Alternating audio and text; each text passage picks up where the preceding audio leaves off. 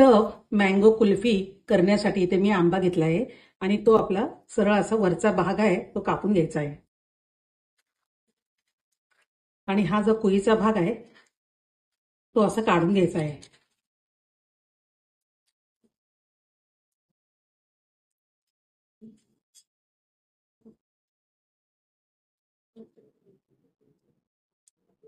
हे बघा असा करून घ्यायचा आहे. गॅसवर मी कढई ठेवला आहे. 1 लिटर दूध टाकत आहे. हे फास्ट गॅसवर दूध आटवून घ्यायचं आहे. एव्हरीडेचं नेस्लेचं मी मिल्क पावडर घेतलेली आहे आणि ही मी पाव कप घेत आहे आणि 1 टेबलस्पून मी कॉर्नफ्लॉवर घेतलेला आहे ते याच्यात टाकत आहे. ते मी एक साधं नॉर्मल दूध आहे हे एक कपवर घेतलेलं आहे. ते थोडं थोडं करून याच्यामध्ये मी हे मिक्स करून घेत आहे. अजून दूध टाकत आहे आणि हे मिक्स करून घ्यायचं आहे.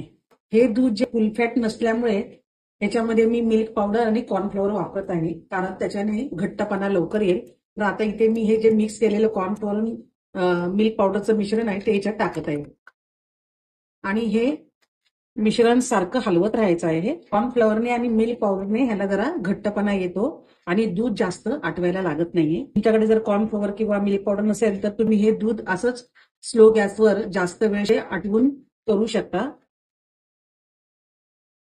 दुधाला बघा उकळी पण आलेली आहे आणि आता थोडं घट्ट पण झालेलं आहे दूध. हे बघा इथे मी अर्धा कप मिल्कमेड घेतलेला आहे. जर तुमच्याकडे मिल्कमेड नसेल तर तुम्ही साखर टाकू शकता. इथे मी अर्धा कपच घेतलेला आहे.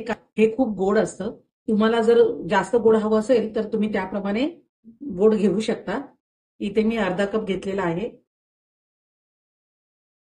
आणि आता हे दुधामध्ये चांगलं मिक्स करून घ्यायचं आहे आणि दूध सतत सारखं ढवळत राहायचं आहे नाहीतर ते उतू जाण्याची शक्यता असते. आणि असं कडेने जी साय जमा होते ती साय अशी कडेने खरडवून अशी दुधात परत मिक्स करून घ्यायची आहे. हे अजून घट्ट होईपर्यंत मी शिजवून घेणार आहे. दूध बघा आता घट्ट झालं आहे. याच्यामध्ये मी 1 टेबलस्पून काजूचे तुकडे, 1 टेबलस्पून बदाम, 1 टेबलस्पून पिस्ते, हे जे ड्रायफ्रूट आहे ते तुम्ही तुमच्या आवडीनुसार टाका याच्यामध्ये.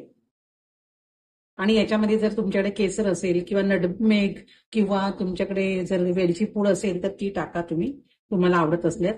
आणि आता हे बघा थोडंसंच मी आटवणार आहे. जास्त घट्ट करायची नाहीये मला. बासुंदी बघा घट्ट झाली आहे आणि आता मी गॅस बंद करत आहे.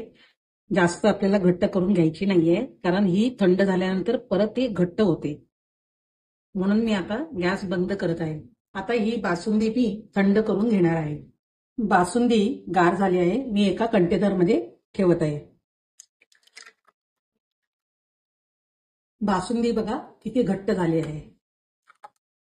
4 हापूस आंबे घेतलेले आहेत आणि मी त्याला बघा असं मध्ये होल करून त्यातली कुई काढलेली आहे. तुमच्याकडे जे आंबे असतील त्या आंब्याचं तुम्ही हे कुल्फी करू शकता. आता इथे जी बासुंदी आहे गार झालेली ती आता ह्या आंब्यामध्ये मी भरत आहे.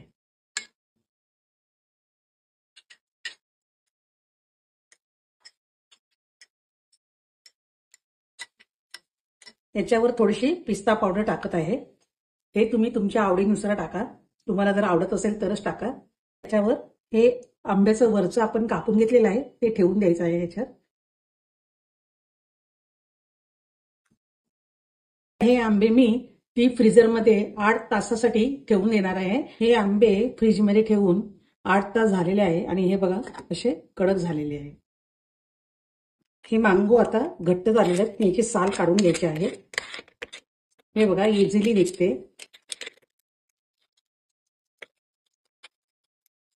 बघा याची साल पूर्ण काढून घेतलेली आहे आणि ही पटकन निघते. असा वेळ लागत नाहीये.